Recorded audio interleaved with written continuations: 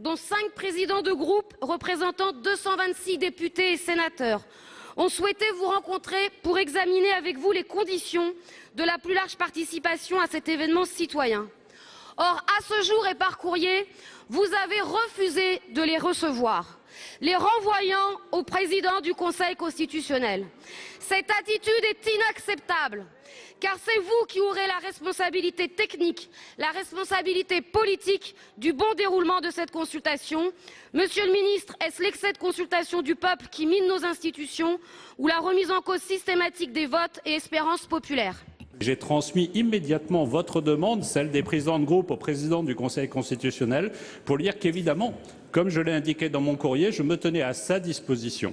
Et en fonction de sa décision, dès lors que le ministère de l'Intérieur agit pour son compte, j'aurai évidemment l'occasion de préparer et de présenter tous les documents qu'il sollicitera, y compris de rencontrer les présidents de groupe.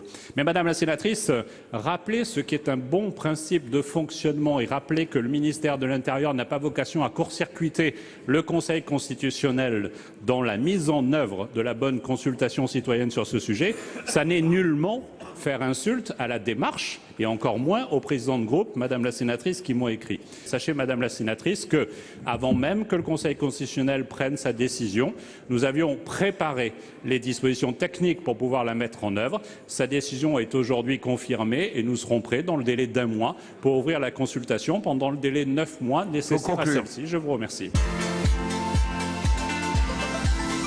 Le fichier civique est une procédure exceptionnelle déclenchée en cas d'afflux exceptionnel de victimes. Il a été détourné de son objet à l'occasion du mouvement dit des Gilets jaunes. Du seul fait de leur participation à ce mouvement, des personnes ont vu des informations médicales et nominatives collectées et transmises. Alors, Madame la Ministre, allez-vous diligenter une enquête indépendante sur ces faits? Allez-vous cesser et désavouer cette collecte d'informations qui ne respecte pas les conditions posées par la CNIL à la mise en œuvre de Civic? Je vous remercie. Il y a eu un malentendu. Pouvoir repérer les victimes de blessures en marge de manifestations pour adapter le système de santé ne veut pas dire ficher les gilets jaunes. Lors des manifestations ont été activés Civis. Toutes les personnes en lien avec les manifestations, forces de l'ordre, journalistes, passants, manifestants, ont pu potentiellement être rentrés dans Civic sans distinction.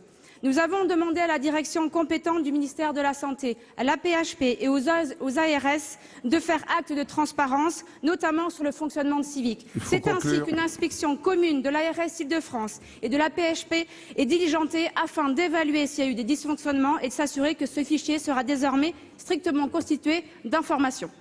On ne demande pas à ceux qui sont susceptibles d'avoir commis l'infraction de mener l'enquête. C'est un principe étonnant quand même en termes juridiques. Par ailleurs, le fichier Civic a clairement été dévoyé. L'ordre des médecins a saisi la CNIL, mais malheureusement, vous ne respectez pas l'avis de la CNIL, comme sur l'utilisation d'un autre fichier santé, OpsiWeb, qui a été croisé avec un fichier du ministère de l'Intérieur. Madame la Ministre, les fondements de notre éthique du soin ne sont pas un mercato.